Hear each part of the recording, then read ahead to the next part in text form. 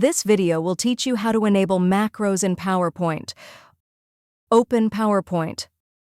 Click File. Click Options.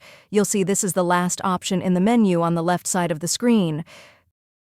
Click Trust Center. Click Trust Center Settings. Click Macro Settings. It's near the middle of the menu on the left side of the window. Click Enable All Macros.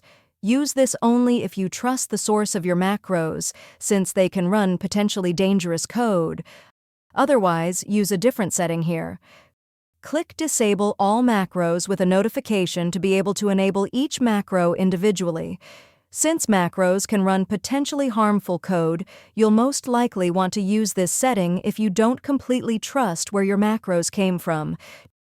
Disable all macros except digitally signed macros will give you a security warning next to each disabled macro, except those that were created by and digitally signed by a trusted publisher.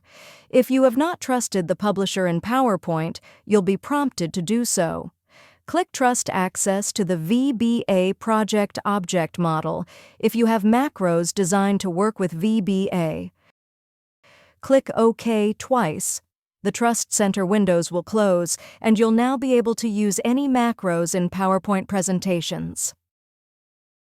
If you found this video helpful, please click the like button and subscribe to our channel for even more helpful tutorials.